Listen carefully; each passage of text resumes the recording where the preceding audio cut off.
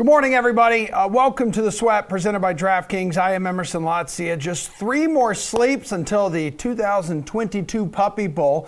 Unfortunately, for all of you lonely cat people, the Hallmark Channel has canceled this year's Kitten Bowl. And I'm going to be honest, it's hard to see most of you recovering from this. Thank you, everyone, for being here. We are dishing out tons of NHL and NBA DFS and betting advice. The DK Sportsbook is where we will get this party started, though. Good morning to our NFL panel, DraftKings contributors, Pierce Dietrich, Steve Buchanan, and Jeff Ulrich. Jesse Cofield here in spirit today, gone too soon, to LA, where she will be covering the Super Bowl. Gentlemen, it's time to discuss this right here. The DraftKings Super Bowl 56 greatest gridiron prop list. We know everyone watching knows how to bet. We get that.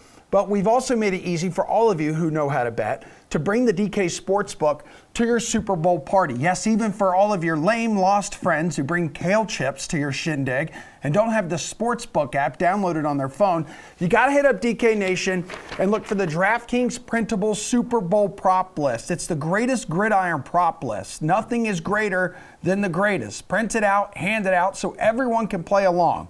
Right now, we're going to rip through some of these bets and see which ones our analysts are actually putting some units on. Let's go. Steve Buchanan. Let's start with the coin toss here, baby. Heads or tails, minus 105 odds either way. It's a 50-50 bet. Like, what do you do here? You don't think too much. You just go tails, right? No, you go heads. That's what? My answer. Why? Because everybody's expecting tails, so you go heads. Okay, that doesn't make any sense. Jeff.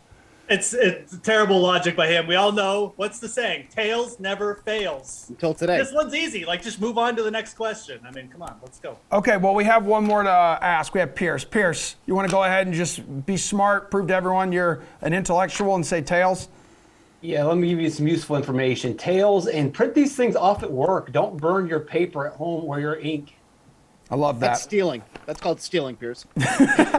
Jeff, first offensive play from scrimmage. Is it going to be a run or is it going to be a pass? You can get plus money here if they go to the air. So plus 115. I mean, like, I'm not taking minus 145 just to bet on the first play of the game. But if you look at the averages of the opponents between these two teams and what their opponents have done, they're actually like averaging over 36 pass attempts. So each opponent for each team. So over the last 3 games, I think pass here is a perfectly fine bet. You're getting plus 115. I wish it was closer to like plus 120, plus 125. Then it would be a real strong bet. But look, I mean, again, a couple pass heavy teams. We like the quarterbacks. Of course you take pass here. All right, Pierce, what are you most confident in betting here with this one? Well, you probably want to bet the pass, but if you're playing the pool, you go with the run, you take the odds. These are conservative coaches. So in your pool, take the run. Okay, Steve, in this pool, what would you do for first offensive play from scrimmage? I mean, realistically, it's probably going to be a run. The Bengals just love to run that ball in the last game. It was maddening because they weren't even gaining any yards when they were running it. Bengals going to win the coin toss because it's going to be heads, and then they're going to run the ball Joe Mixon. It plays in perfectly. Offensive score on the first drive of the game. Will a team score a touchdown on their first drive of the game, or an offensive score? I guess that would mean also a field goal. You can get plus money on yes here, Steve. Yeah, I would take yes on this one. We have 2 teams that are not afraid to kick a field goal. I think that's what's going to end up being here. We have 2 of the more proficient kickers with Matt Gay and Stone Cold Evan McPherson. So I would take that. That would be score on the first drive. Jeff, what are you going to do here?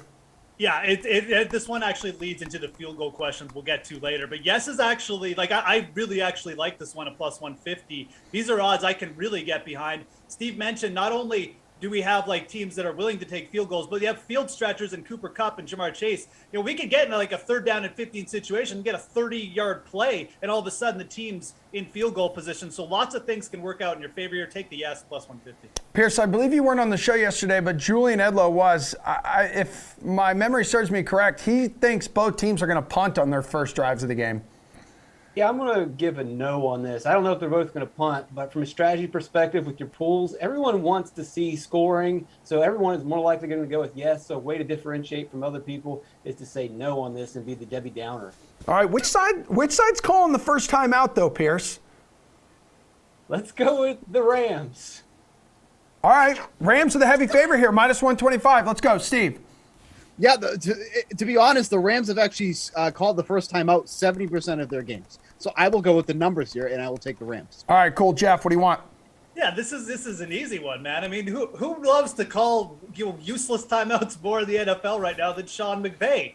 I mean, we saw it. We've seen it throughout the playoffs. The guy likes Sean McVay is a play caller, right? I mean, he likes to get the play correct, and he'll burn timeouts even when he doesn't have to, just because he's a perfectionist on offense. So yeah, absolutely, you take the Rams here. All right, Jeff, what are you doing with first team to 10 points? Like, do one of these teams start out hotter typically than the other? I mean, again, like this one comes down to what you kind of think of this game. I mean, do you think that the Bengals are overvalued or undervalued, at like plus 4.5? Because if you think they're overvalued in the main game, they're probably undervalued in this prop as well in the race to 10 points. I mean, the Rams at minus 160. Obviously, like this is a pretty big spread we're getting just to get to 10 points. And we can throw in things like which team starts faster. Obviously, the Bengals didn't really start fast against the Chiefs, but I don't have enough like faith in the Rams just as a team that can just come in here and shut down the Bengals for the entire first quarter. I think the Bengals will drop enough interest, and they have a realistic shot here to make me want to take the plus money. So. All right, yeah, plus 130 for the Bengals on this bet, minus 160 for the Rams. What does this come down to for you, Steve? Yeah, I'll take the Bengals in this one here. I mean, Jeff kind of alluded to it here. I mean, this team continues to be undervalued. Like, look at the spread, like plus 4.5 for the Bengals. I think that's just absolutely absurd, and that's my own general feelings aside. I just think it's crazy to give them that much points there. So I like the Bengals this one, getting plus money. I think they just continue to roll. All right, Pierce. I keep picking the Bengals every week, and I'm going to pick them again this week. And if I'm picking them, then I'm also going to hope that they are the first to score 10 points. So I'll take the Bengals. Okay, let's talk longest field goal here, Jeffrey. 47.5 yards. So over that mark, minus 110 odds. Under it, minus 125. I mean, look, I'm all the field goal props like these ones. I mean, I don't know why you wouldn't want to go over. I mean, we'll get into it more too on the total field goals made one in the next one. But we've got two kickers with good legs. I mean, Matt Gay, he's not as accurate as Evan Mcpherson, but he's got a big leg, and he'll certainly get attempts from 54, 52 yards if Sean McVay is in that territory. Sean McVay is one of the worst coaches at going for it on first downs. I mean, his play calling and his decision-making has actually hurt the Rams quite a bit in terms of win probability in the past. He's got no problem taking long field goals over 4th and 3s. So yeah, this is a great one from many perspectives, but mainly because of the coaches involved here. Zach Taylor actually isn't really that much better in that regard either, but then we've also got two good kickers. You take the over on this one. This is one of my favorites as well. Pierce, do you like this one as much as Jeff? Yeah, I do, and he needs to give Gay a little bit more respect. He was 32 of 34 this year, so he's not that far off from McPherson, and was nearly perfect from beyond 50 yards.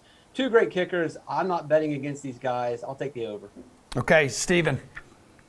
McPherson has made 12 field goals in this playoff series. 3 of them have gone 50 yards or more, so well over the mark that you need here. He has been the catalyst for this team when they need him, and now he's in a great atmosphere, really no wind or anything like that, so I think this is a great one here. I would absolutely be taking the over on this one. Yeah, and he had that perfect kicking day too, right, in the divisional round upset over the Titans, which included 2 50-plus yarders, one of which won the game as time expired.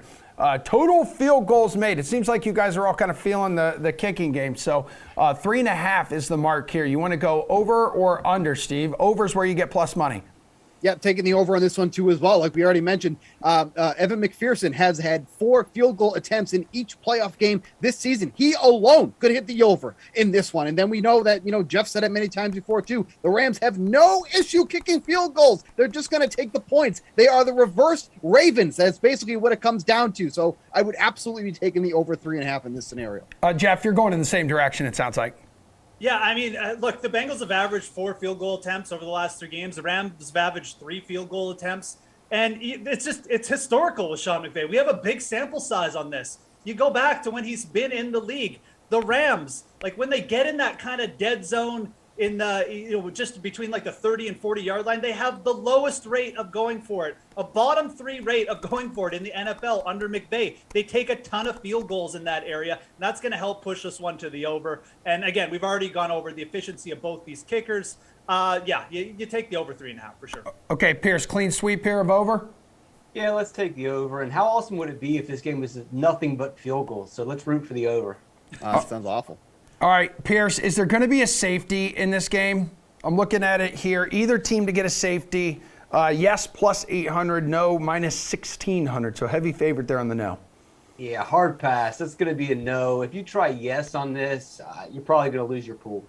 Okay, Steven, do you agree? You're going to lose your pool if you say yes? I mean, I have no analysis to give. I don't like taking things that are minus, 1,600. Right. But I will take that in this instance. Okay, Jeffrey. I don't care. I mean, I don't. Hey, get this off the screen. Yeah, thank you. I mean, God, get out of here. Look, I mean, the Joe Burrow. One thing he does do is hold on to the ball too long. Like if the Bengals get down inside their own 3-yard line, he will take a sack. I mean, there is a possibility. I'm not betting this because I don't think the odds are big enough. If we get in the plus 1,000, I'd probably be do a little bit more analysis here. Maybe look into the rate of actually how often the Bengals get down there and get pinned. But no, I mean, you can't bet the safety odds. Like, get out. I mean, they're not an anomaly like in the big game here, Jeff. Like, there have been 9 safeties in Super Bowl history. So you know what that means? That means a safety has been scored in 16.3% of Super Bowls. That's great. It is a great fact. Cool. All right, cold take there, McGee in the middle. How about this one? Team to score longest touchdown. Go ahead, Steve. Yeah, I would dare anybody in the back to come on this show and give their analysis on if there be a safety or not. Then we'll talk about cold takes, okay? Dumb idiots back there. Team to score the longest touchdown. This is a really tough one. I mean, you have guys like Cooper Kupp who had the most yards after catch in the league, over 1,000. Odell Beckham Jr. is getting these deep shots. Then you have Jamar Chase. T. Higgins actually has the second best average distance of targets in this game. There's so many guys that you can go to. I'll just take the plus money with the Bengals here. Would not shock me to see somebody like, Jamar Chase or T. Higgins get one of those deep shots and take it in. But this is going to be one I think you're going to be sweating all game long. All right, Pierce. Rams here are the favorite, though, to score the longest touchdown, minus 160. Yeah, it's hard to ignore Kupp's yards after catch, but when I look at the matchups, I think you're more likely going to see Chase in a one-on-one matchup, which gives you the opportunity for the big touchdown. Also, the Rams are towards the bottom of the league in missed tackles, so that could open up a big play by Mixon or Higgins, so I'll take the Bengals. Okay, Jeff, what do you want to do on this one? Yeah, I mean, like the guys, I think if this was like even odds, I'd just lean the Rams, but the Bengals secondary has been very good. They're good at limiting passing touchdowns, like pretty much. Both these teams are actually fairly good at limiting the big play passing touchdowns. But, I mean, I just don't know how you don't take the plus money with Jamar Chase, T. Higgins, potentially even like Tyler Boyd getting free. You could even see like a Joe Mixon screen pass break free. I think that's one area where the Bengals actually have a big advantage is with the running backs, pass catchers. And that really kind of pushes me towards the Bengals at plus 110 here. I mean, it's definitely a game that I think odds makers are believing will be filled with some big-time plays, some long plays, because both quarterbacks currently, longest completion, like over-under. I think it's set around like 38.5 right now. Let's go length of national anthem to wrap up this first block. Over 95 seconds and then under 95 seconds.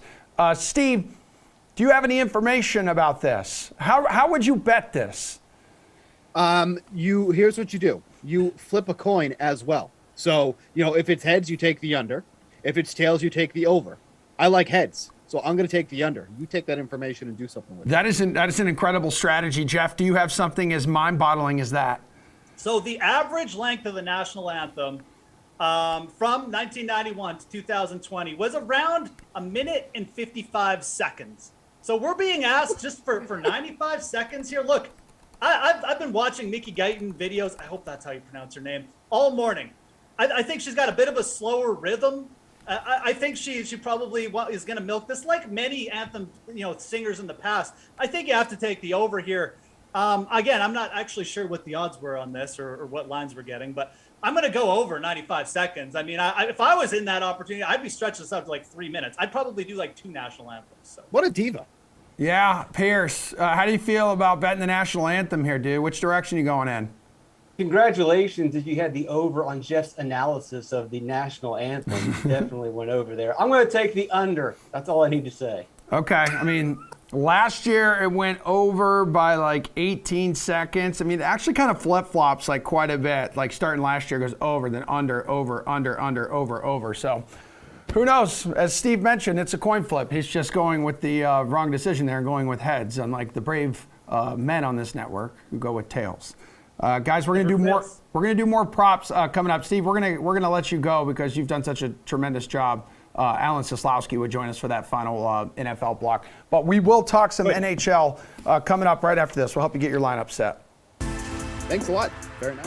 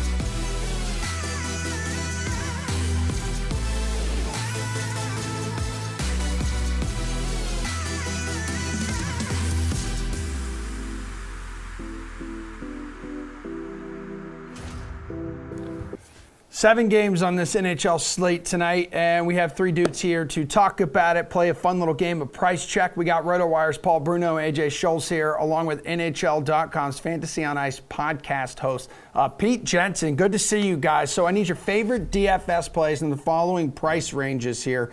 Pete, let's start with you. Who was your favorite center over $6,000? For me, it's Braden Point. The guy's a near point per game player, living up to his name, I guess. This season, despite the fact that he's played large stretches without one or both of his line mates, Andre Palat and Nikita Kucherov. Kucherov leads the NHL in points per game this season, and he's expected to be back on points right wing. So I like the matchup against the Colorado Avalanche. It's two of the best teams in the entire NHL, so it's must-see TV, but it's also a potential high-scoring game, and I like the Lightning's chances of winning the game thanks largely to Point and the matchup advantage that they have going up against the Avs, who are without still Nathan McKinnon, who has the concussion and the facial fracture. So, yeah, Braden Point also is averaging 3 shots on goal per game, so slot him into your lineup and build around those Lightning guys. Yeah, cheapest dude in the price range that we're giving you guys. Paul, what do you want to do here at center? There's 3 games that I'm going to be focused on in this section here. I like Sebastian Aho for $6,900. The Bruins are without 2/3 of their top 3 players. Of course, Marchand's suspended. AJ's probably jumping up and down. And Bergeron out for a while. So Aho should have a lot of ice and very little opposition, I think, tonight. The Bruins are also without Tuukka Rask, who retired. So I'm on Aho and Carolina in a big way. Kuznetsov against Montreal. Look, they signed Lecavalier in St. Louis, but they're not playing tonight. So Kuznetsov looks like he's going to have an easy game against the worst team in the league. And then Braden Point for $6,200 in a game against Colorado. This is a game that Tampa is going to be making a statement, I think, as 2-time defending champs. Colorado's been making a lot of noise about being pretenders to the throne. I think Tampa steps up and Point will lead the way. AJ, hook me up with your favorite center north of $6,000. Crosby, 7K. Next question. Easy. No, but seriously, Sid's on a 4-game point streak during which he's got 3 multi-point efforts. He's been held off the score sheet just twice in his last 11 contests. And look, historically, Crosby and Malkin step up when the other one is out of the lineup. Gino not available to cross the border there because of COVID restrictions. Not to mention, Crosby's going for goal number 500 tonight. Oh, and he could potentially score that against former teammate Matt Murray, who's going to get the start for Ottawa.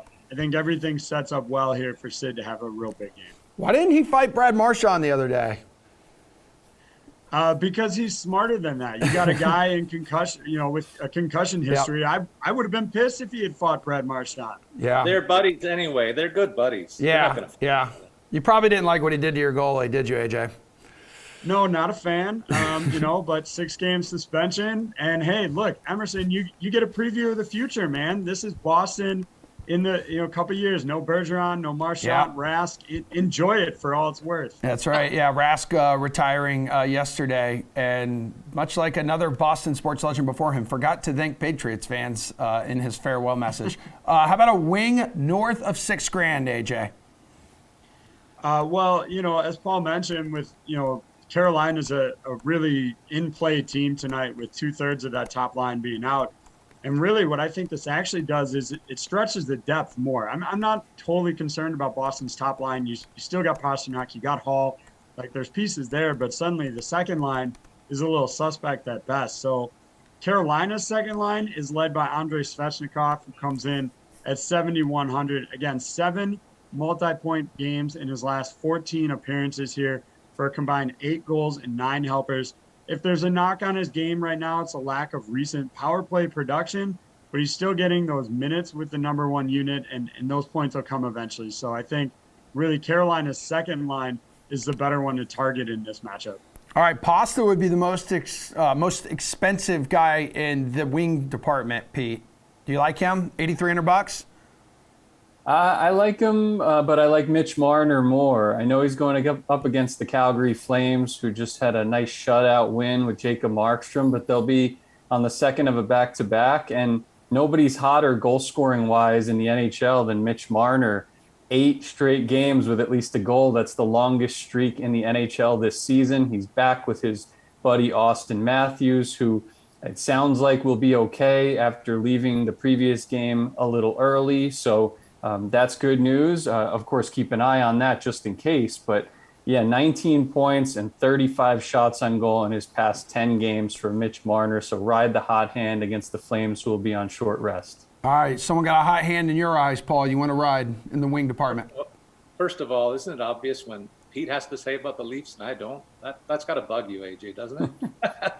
Vlad Tarasenko, $7,000 versus New Jersey. I'm all over that. He's got 27 shots and 12 points in his last 10 games, so that's a solid play. Steven Stamkos playing the wing, $6,500 against Colorado, 11 points and 26 shots in his last 10 games, and I like the Svechnikov call by AJ.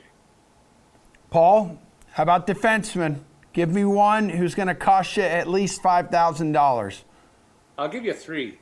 Tony DeAngelo, $6,300 at Boston. We're all 3, I think, on Carolina in that game. He's piling up the numbers, including the block shots to boost his DK total. Morgan Rielly is among the highest scoring defensemen in the league over the last 2 months, I'll say. $6,000 his price tag. And if they get Daniel Vladar, it could be points night for the Leafs. I'll say that too. Torrey Krug, $5,400 is the power play quarterback for St. Louis against New Jersey. Sure, they bombed Montreal, but everybody's doing that. So New Jersey was in a big slump before, and I think they'll start another one tonight. $5,400 price tag there, and that's the big 3 that I'm looking at. AJ, you have 2 blue liners here that'll cost you at least $7,000. You paying up in this? Is that a real question, Emerson? Of course. Yeah, Chris Letang, baby. 7K. Look, a 5-game goal drought, I think, just serves to lower, his drafted percentage potentially. He's got 4 helpers over that stretch, 3 with the man advantage here. And he's averaging 2 shots a game during this goal slump as well. Maybe I'd prefer a little bit higher, but 2 a game is pretty decent for a defenseman, in my opinion. At that price tag, clearly he's points dependent here. You're not going to roster him, getting by with a floor based on those shots. But again, versus the Senators, I think it's a good spot to be in. All right, Pete, what's your strategy here back on the blue line? I'll go with one of the 3 that Paul mentioned. Torrey Krug, his home splits are really strong this year for the St. Louis Blues. The Blues rank 6th in goals per game, and they have the 2nd best power play in the NHL. So Krug is a part of both of those situations for St. Louis. St. Louis has been a tough team to put your finger on in fantasy this year because they get production from 3 strong lines, different guys every given night. They're one of the deepest teams in the league. The easiest way to get exposure to all of that in one package is to draft Torrey Krug and spend up for, I think, a still moderately priced guy. So yeah, I'll go with Krug for $5,400 against the Devils, who, like Paul said, are in disarray unless they're playing the bad teams out there. All right, Pete, let's open this thing up a little bit. Talk to me about your best value play any position under 4,500 bucks? I'll go with Evan Rodriguez, 4,300 Pittsburgh Penguins with Evgeny Malkin out of the lineup in COVID protocol. Erod is back on power play 1. So all those guys that AJ mentioned, Letang, Crosby, Gensel, the whole crew, Rust. I mean, he brings exposure to a lot of those types of guys, even strength or on the power play. And he was in a bad slump before, but still was producing a nice shot volume in that stretch. Of course, Rodriguez's body of work at large has been one of the breakout players of the whole season. So I like him to take this opportunity with Malkin out of the lineup and run with it and remind everybody that he's not worth dropping in season long or worth fading in DFS for the rest of the season. He's a real nice player. He's been a great story in the league this year. All right, AJ, who's your best value play tonight? Well, it might be Pete with picks like that. I think it's time to replace Paul on the podcast and slot Pete in with just these fantastic takes. I mean, what can I say? Look, for me, there's a couple of guys, one of which is a little dependent on what we see out of Colorado today. Samuel Garrard comes in at 4,300, and with McKinnon out, they were using 2 blue liners on that top power play unit, both Garrard and Cale Makar. So if they continue to do that at today's morning skate, I think he's someone to watch. Check back on the RotoWire depth charts later in the day for confirmation on that. And then the other option I really like is Peyton Kraves for Buffalo. Look, Columbus has just been terrible since the calendar turned to 2022. They've given up 4.33 goals per game over that stretch. Kraves comes in at floor price of 2,500. Admittedly, a bit of a long shot play here, but they're going to have him on the Buffalo #1 power play opportunity. I think he'll slide under the radar even at that price tag, and really, if he grabs a helper with the man advantage, it's a steal. All right, Paul, bring us home, dude. Best value play. Boy, times have changed. We haven't mentioned Patrick Laine all season, but I will here. $4,500 against Buffalo. The guy's on a shooting tear, 8 goals and 4 helpers and 28 shots his last 10 games. Ottawa's going to win tonight against Pittsburgh, by the way. Stutzla, $4,500, another great play tonight. And Tom Wilson against Montreal, he's going to get a lot of open ice. I think he's a good play. But the guy that shines brightest for me is Michael Bunting, $4,300 at Calgary. He's playing with 2 pretty good players, too. And I think they're going to go wild tonight. Guys, fantastic job. Wonderful, wonderful work today. We will head back to the NFL. We will wrap up, not the show, but our NFL chatter today with the bottom half of the greatest gridiron prop list right after this break.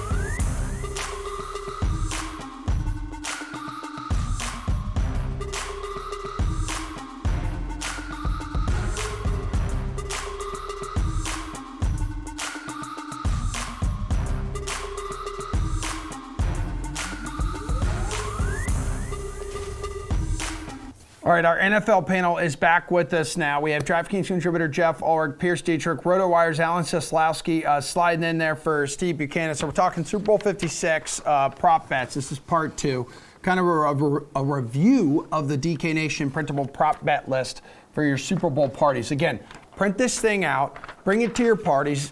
We know you know how to bet, but all those other men and women at your party, at your Super Bowl party, while they're crushing all that guacamole and those hot wings, hand them this. They'll get their fingerprints all over it, and then you can smoke them because you watch the sweat, and you can tell them to watch the sweat, so next year they're not such big losers. Let's go total punts, 6.5.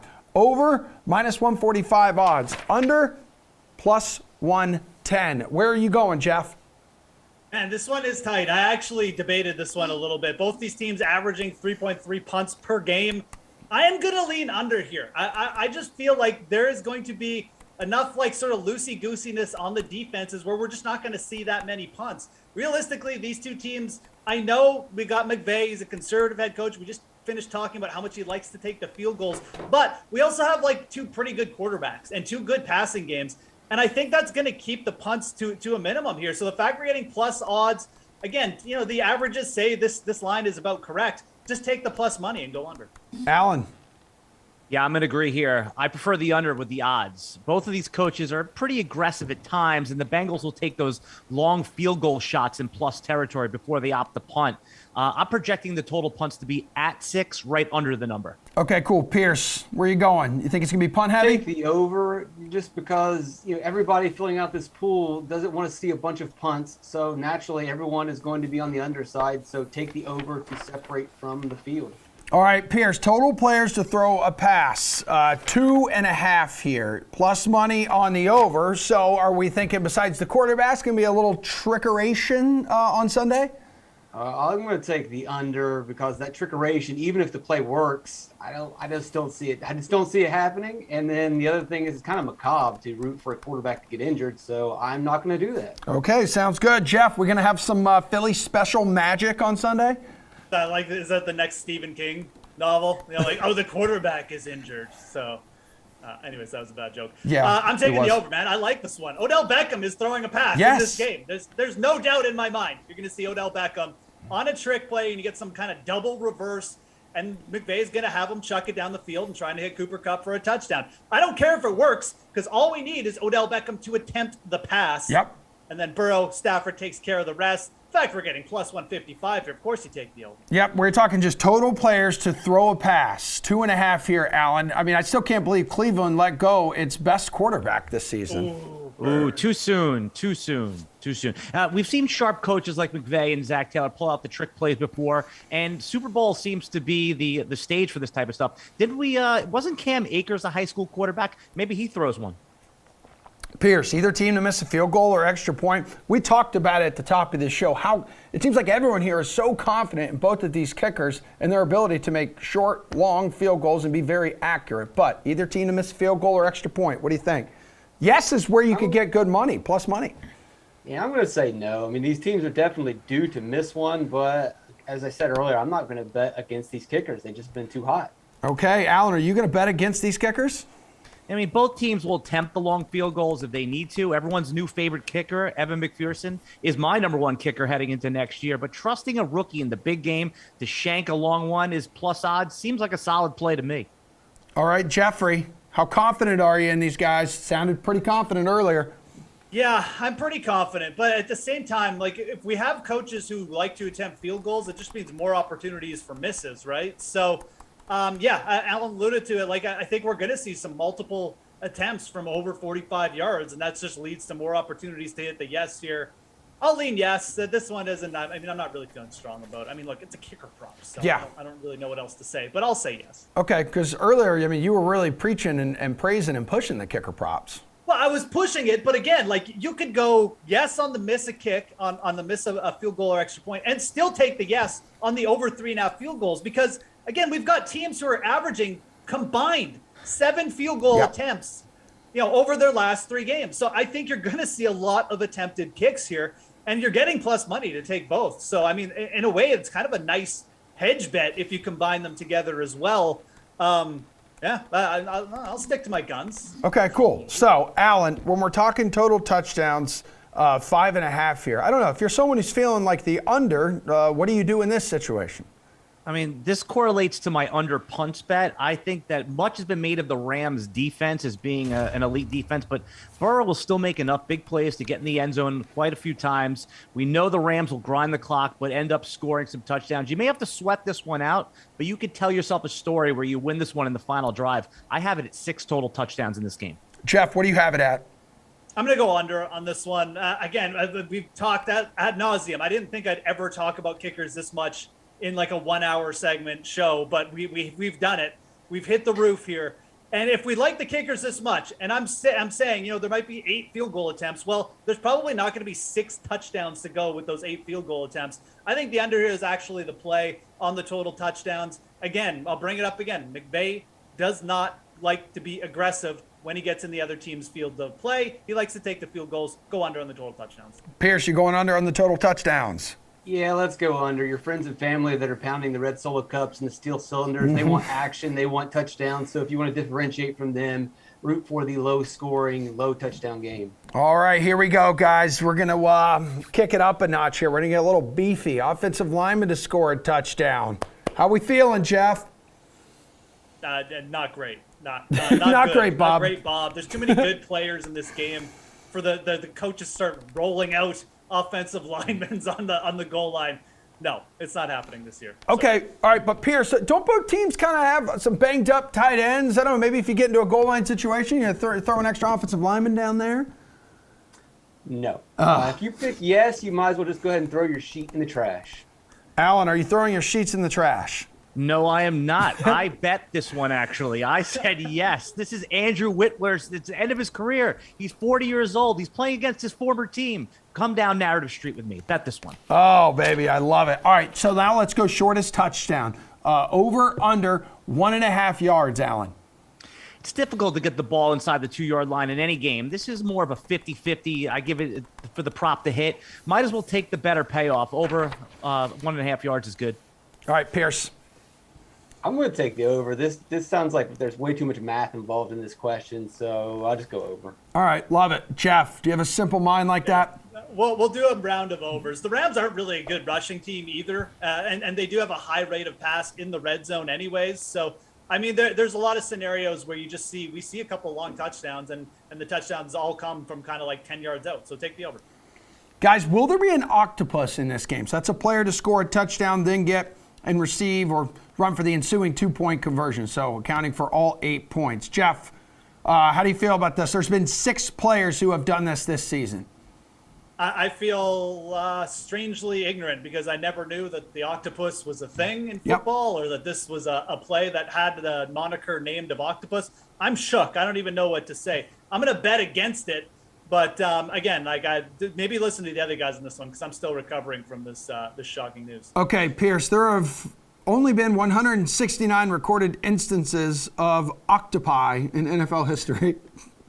I don't think I think it's actually octopuses because it's not Latin. I think it might be Greek. You know what? Either way, I believe you. You read I'm books. With Jeff. Is this really a thing? Like, I feel like this is a practical joke that it's like snipe hunting or something. Someone made this up and is getting us to play along with it. No, and I don't think it's real either. I don't think there's such a thing as an octopus. Okay, Alan, this again occurs when the same player scores the touchdown in the ensuing 2-point conversion. The 2-point conversion introduced to the league in 1994. Tell me you did better on the SAT without telling me you did better on the SAT, Pierce. I didn't know the plural of octopus was octopi or octopuses. That's out of my league. The answer is no, but you can't lay those kind of odds without breaking your bankroll, man. You bet yes and expect to take the 0. All right, man. Yeah, yes, plus 1,400 odds on that, and no, minus 2,500. Last play of the game. Will it be a kneel down? What do you think, Jeff? No is plus money. No, look, we're expecting a close game. I'm expecting a close game. I think it's going to be a 1-score game heading into the final drive.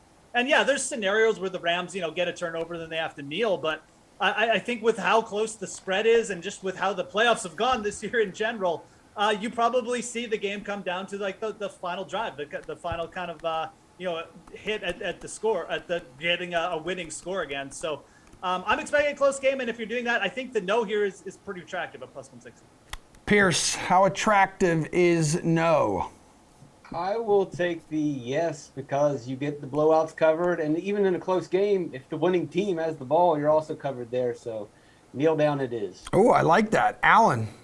Yeah, I could make the argument for either side. They both said it better than I could say it here, but I don't want to believe that it's not going to be a close game. Outside of that vanilla wildcard weekend, we've had amazing finishes, one of the best years of the NFL playoffs. I'll take the plus 160 and say no.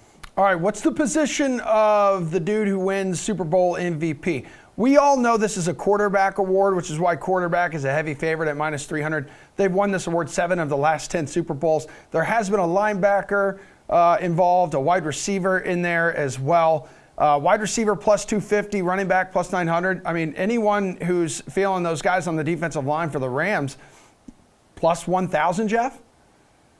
No thanks.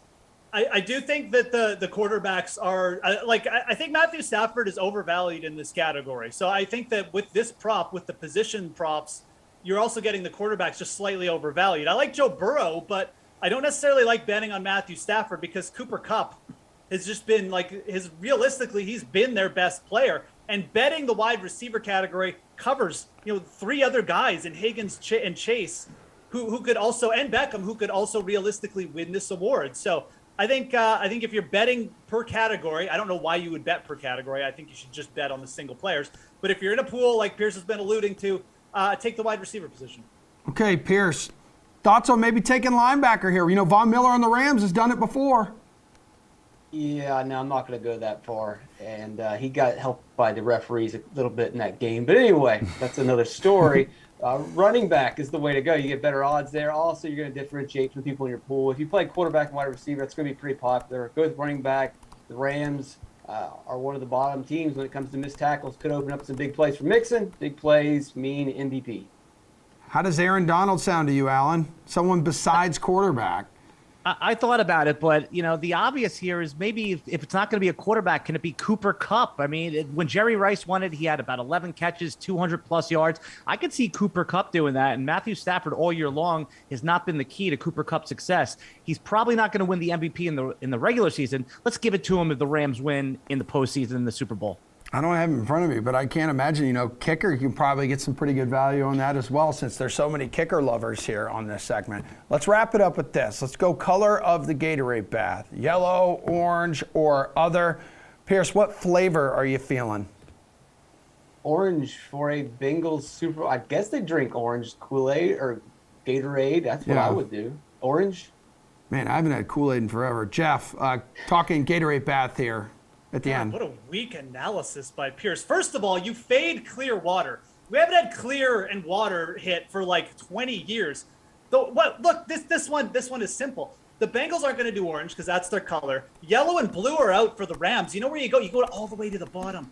Purple. It's the best Gatorade flavor anyways. We haven't had a purple Gatorade bath in 10 years. Tom Coughlin got one, and I think it was Super Bowl 46. We're getting a purple Gatorade bath. I'm calling it, man. This is too good a flavor to be left out for another decade. I mean, this is going to be the final Plus line. 1,400. Yeah, Plus yeah. 1,400, Emerson. This is going to be the final line in the story of every Super Bowl champion. Like, you will be on your couch from watching the coin toss or really the national anthem. I think Joe Burrow is a forward-thinking enough quarterback to say, I want purple. It's the best flavor. It doesn't get enough coverage. So. Okay, Alan, you're betting on the correct Super Bowl 56 Gatorade color here. What's it going to be?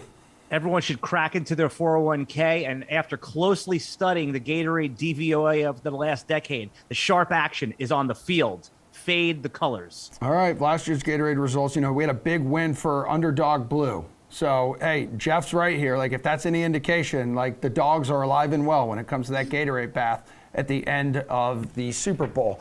Gentlemen, wonderful work. Great job. Way to keep the pace up and the flow going. Producer Drew, just a really great idea here. And again, one more time, folks. The greatest gridiron prop list. Hit up DK Nation. Print a bunch of these out. It could be color. It could be black and white. So bring them to your Super Bowl party. Hand them out for everyone who may be new to it. Also, download the DK Sportsbook app. Some really simple stuff on there. Put a couple bucks down on a fun little coin flip. Color the Gatorade bath. Whatever you want. Share the wealth. Tell everyone at your Super Bowl party. Have fun. Be safe. And we will be back after our final break to talk some NBA.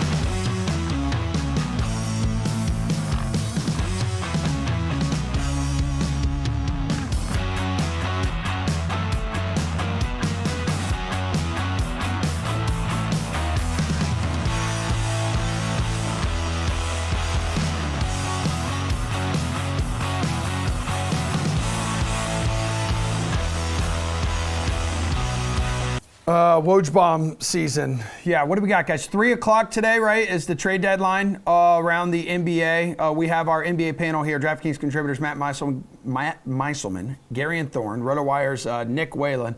We were just talking moments ago here. The guys were another Woj bomb. Kings are acquiring Milwaukee's Dante DiVincenzo in a 4-team trade. So Marvin Bagley is going to the Pistons there. Gary, do you know anything else? Have you seen anything else? Yeah, seems like Serge Ibaka is going to end up on the Bucks. 4-team deal, so there's going to be a lot of kind of little weird things, probably some second-round picks.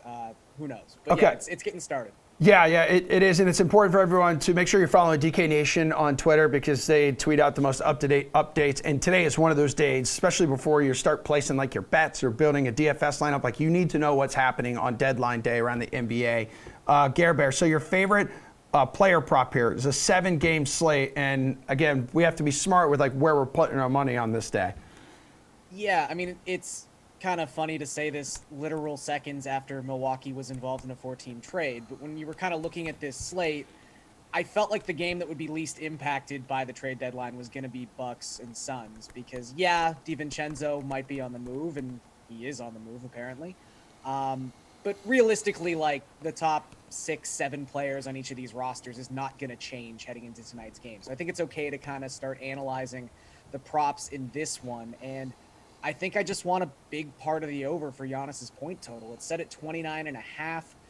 I know the Suns are a fantastic defensive team, but all I see when I look at this game is a decent script for the Bucks, a script where maybe they're not, blowing out an opponent by 15, 20 points by the time the fourth quarter starts. I mean, I am shocked Giannis played as many minutes as he did in that Lakers game. I thought he could pretty much sit the entire fourth quarter, but he didn't.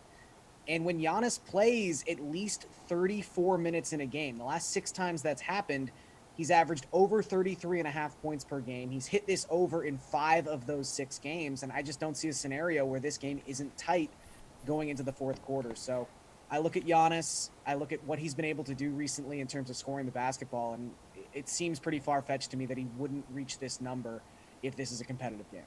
All right, Nick, hook me up with your favorite player prop. Yeah, I had Giannis over 46.5 points, rebounds, and assists, so kind of along the same line of thinking as Gary. And if you check right now, that's not available. I assume it'll be back up soon, once everything shakes out with this trade. It looks like Josh Jackson and Trey Lyles are on their way to Sacramento as well. So that, the Kings, they don't rebuild, they reload.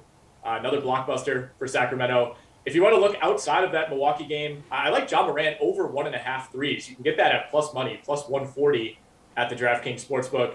He has been on a little bit of a cold streak from 3. He's just 2 of his last 16 from deep over the last few games. But prior to that, he had been on a hot streak. He went over this number easily in 3 straight games. I think he's in a really good spot to bounce back tonight against what will likely be a shorthanded Pistons team. You're sending a couple players out. The guys you're getting back aren't going to be available tonight.